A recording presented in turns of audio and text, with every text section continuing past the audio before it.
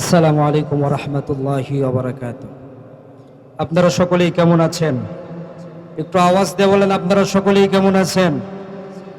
নাটোরে আল্লামা মামুনুল হককে পেয়ে খুশি তো?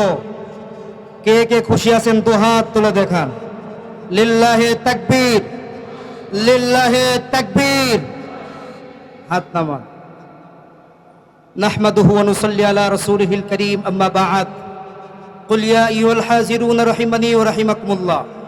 বাংলাদেশ খেলাফত মজলিস নাটোর জেলা কর্তৃক আয়োজিত জুলাই সনদের পূর্ণাঙ্গ বাস্তবায়ন সহ 5 দফা দাবিতে গণসমাবেশের আয়োজন করা হয়েছে।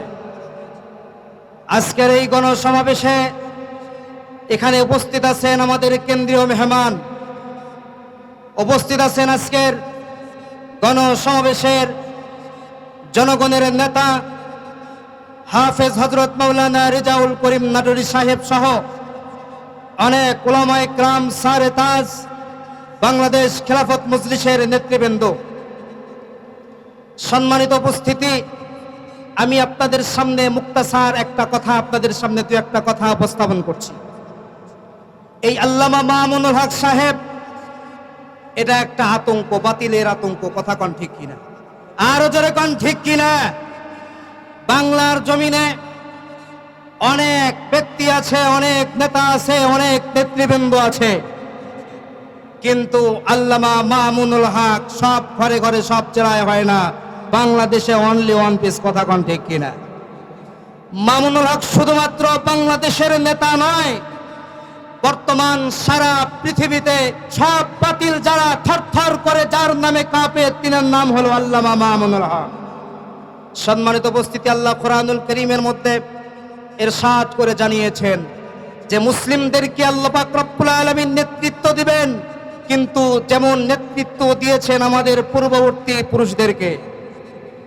হযরত ইউসুফ আলাইহিস সালাতু ওয়াস সালাম কুয়ার মধ্যে থেকে এসে মিশরে আজিজে মিশর হয়েছেন। কথা কন ঠিক কিনা?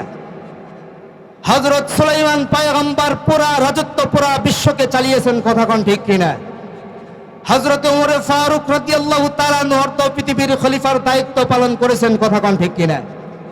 হযরত ওমরের ভূমিকা নিয়ে আমাদের বাংলার জমিনে খেলাফত কায়েম করার লক্ষ্যে হাজির হয়েছেন শাইখুল হাদিস ইবনে শাইখুল হাদিস আল্লামা মামুনুল হক। কথা কন ঠিক কিনা?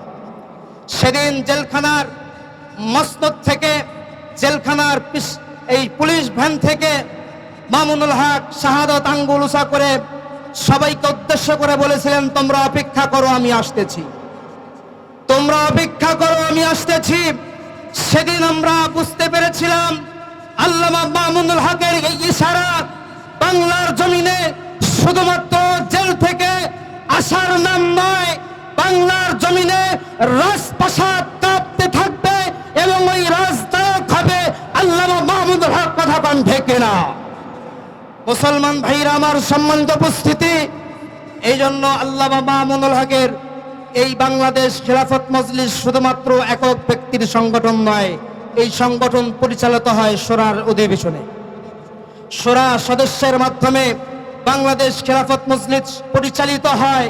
আর এই বাংলাদেশ খেলাফত মজলিসের মূল লক্ষ্য উদ্দেশ্য হচ্ছে প্রত্যেকটা ঘরে ঘরে অশান্ত জায়গায়কে শান্তির বীজ রোপণ করা, প্রত্যেকটা জায়গায় জায়গায় আল্লামা মামুনুল হকের উদ্দেশ্য খেলাফত কায়েম করা। অন্য শুধুমাত্র মসনদ দখল করে অন্য অন্য নেতাদের মতো শুধুমাত্র রাজপ্রাসাদে যাওয়ার ইচ্ছা নয়, আমরা রাজপ্রাসাদে যেতে চাই খেলাফত কায়েমের মাধ্যমে। কথা কন ঠিক কিনা?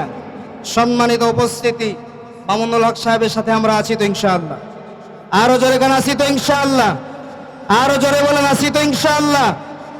মামুনুল হক সাহেবকে একটা কথা আমরা নাটোর জেলা থেকে স্পষ্ট করে জানিয়ে দিতে চাই।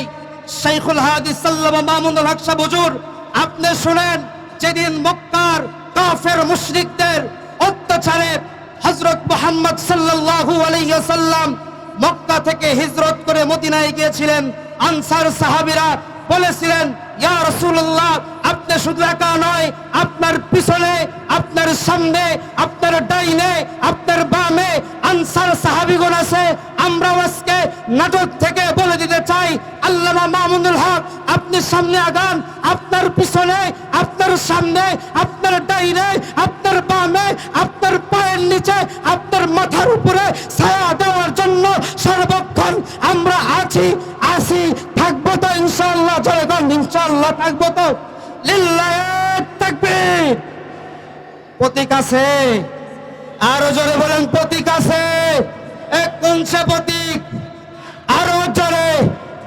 গরিব দুঃখীর, আলেম ওলামার, মেহনতি মানুষের, ইমানদের, মুহতামিমদের, সাধারণ মানুষদের, সকল নেতার এক কথা, এক দাবি, রিকশা ছাড়া আমাদের আর কোনো গতি নাই। কথা কোন ঠিক কিনা? নাসরুম মিনাল্লাহি ওয়া ফাতহুন করিব, অবাশশিরিল মুমিনিন। কথার মধ্যে যদি বলা হয়, ক্ষমা প্রার্থনা করছি। এবং শেষ পরিবাদ একটাই আপনাদের সামনে বলে যাই, আসুন বাংলাদেশ খিলাফত মজলিসে যোগ দিন। আল্লামা মামুনুল হকের সালাম নিন, বাংলাদেশ খিলাফত মজলিসে যোগ দিন। আল্লামা মামুনুল হক জিন্দাবাদ, বাংলাদেশ খিলাফত মজলিস জিন্দাবাদ, নাটোর জেলা জিন্দাবাদ। আসসালামু আলাইকুম ওয়া রাহমাতুল্লাহি ওয়া বারাকাতুহু।